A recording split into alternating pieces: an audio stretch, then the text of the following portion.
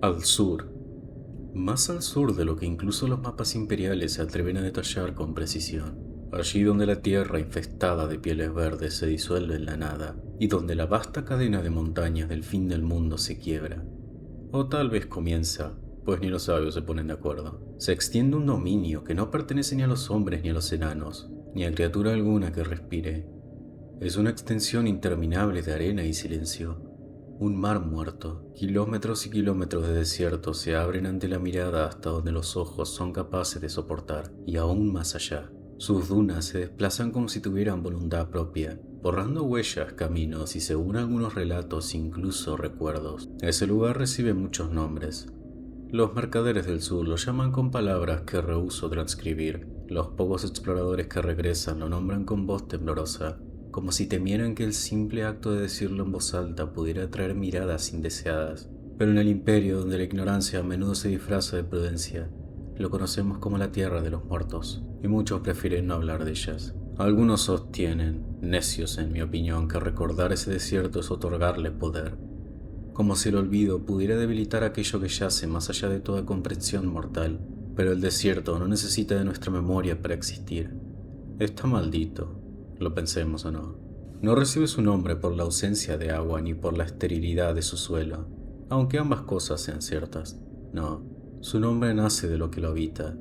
Buitres que nunca se sacian, sombras que se mueven donde no hay nada que proyecte sombra, esqueletos que marchan sin descanso bajo el sol abrasador, ajenos al paso del tiempo. Y más allá de ellos, dispersas como advertencias talladas en piedra, se alzan estatuas de proporciones bíblicas. Figuras colosales medio enterradas por la arena, cuyos rostros erosionados parecen observar a quienes se acercan con una paciencia que solo lo inmortal pudiera permitirse. Es mejor no perturbarlas, porque según todos los relatos que han llegado a mis manos, fragmentos incompletos y en muchos casos escritos con manos temblorosas, nadie que haya osado hacerlo ha vivido lo suficiente para explicar qué ocurre después. Sería un error creer que estas son las verdaderas amenazas del desierto. No son las criaturas errantes ni las bestias carroñeras, ni siquiera los guardianes de piedra lo que debería inspirar el miedo más profundo en el corazón de los hombres, sino sus señores, los auténticos dueños de esas arenas, aquellos cuyos nombres apenas se susurran en las tabernas de los puertos del sur, entre saqueadores, exploradores y hombres que han visto demasiadas cosas como para conservar la cordura, aquellos a quienes incluso los más temerarios se refieren en voz baja, los reyes funerarios. Lo poco que sabemos de estos monarcas imperecederos no provienen de una única fuente, ni mucho menos de testimonios fiables. Nuestra comprensión nace en parte de los registros más antiguos de las guerras contra los no muertos durante la era de Sigmar, donde ya se hace mención, vaga y fragmentada, de reyes que no yacen en sus tumbas como deberían. El resto proviene de materiales menos respetables. Tomos ennegrecidos por el tiempo, pergaminos sellados con advertencias, reliquias que cambian de manos en puertos olvidados, vendidas por saqueadores que han visto demasiado y comprendido muy poco. Muchos de estos escritos terminan en los archivos de los colegios de Aldorf, donde permanecen cerrados por orden de eruditos temerosos de antiguas maldiciones, patrañas. Si una maldición cae sobre quien busca conocimiento, entonces es simplemente el precio de ejercer la profesión. Quien desee cuentos de hadas haría mejor en viajar a Bretonia. Lo que estos registros dispersos y contradictorios parecen confirmar es esto.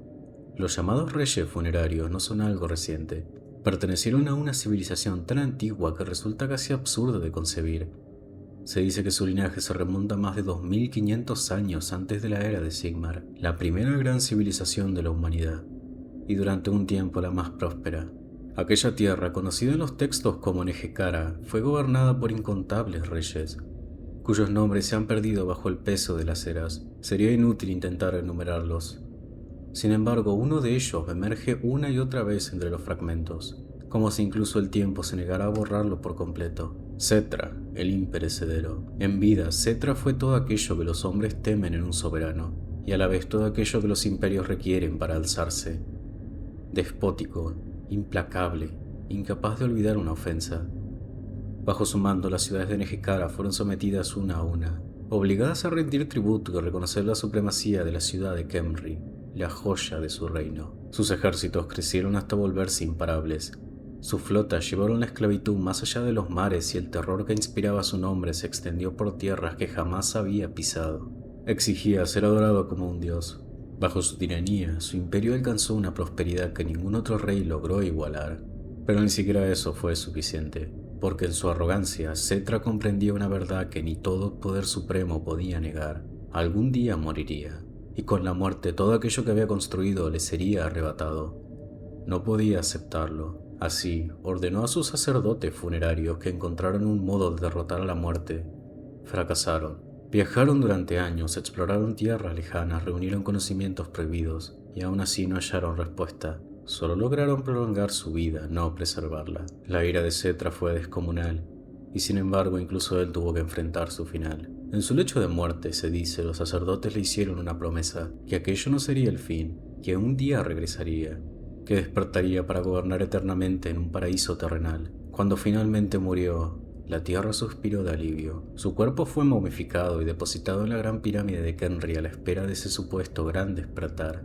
Y aquí es donde los relatos se vuelven inquietantes, porque sabemos que ese despertar ocurrió, pero no como fue concebido. Los registros hablan de una catástrofe, de una guerra de proporciones inimaginables, desatadas por una figura cuyo nombre aparece en los textos con una frecuencia que resulta casi obsesiva. Nagash, el gran nigromante. Fue él quien en su ambición desmedida inundó Nejecara con una maldición de no muerte, una plaga arcana que no distinguía entre rey y esclavo. Los muertos se alzaron, todos ellos. El desastre solo llegó a su fin cuando Nagash fue derrotado por aquel a quienes las crónicas llaman Alcadízar. El resto es historia fragmentada, incompleta y en muchos casos deliberadamente olvidada. Pero una cosa es segura: los reyes no recibieron la eternidad que les fue prometida, recibieron algo muy distinto. En la actualidad, las tierras de los muertos se asemejan a un reino detenido en el tiempo, una parodia de la vida. Más allá de las dunas, vastas necrópolis y ciudades enterradas emergen como cicatrices en las arenas. En ellas el suelo se encuentra saturado de estatuas y monumentos, formando paisajes donde la piedra supera en número a la arena. Cada figura es un testimonio y una advertencia.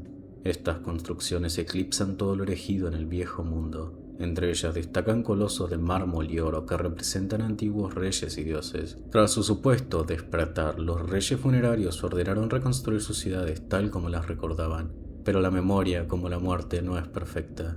Los mercados han sido restaurados, pero carecen de vida. Los edificios se alzan nuevamente, aunque muchos han sido construidos con piedra, metales preciosos o huesos ensamblados. Sus habitantes, ¿cómo explicarlo?, parecen repetir acciones que no llevan a nada.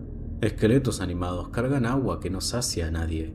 Siembran semillas muertas y reman sin destino a través del río Mortis, como si obedecieran órdenes que ya nadie recuerda haber dado. Sus ejércitos patrullan sin descanso, vigilando fronteras que ya no tienen sentido, defendiendo un imperio que solo existe en memoria. Algunas de estas ciudades permanecen en silencio, dormidas, hasta que alguien movido por la codicia o la ignorancia se adentra demasiado en sus profundidades.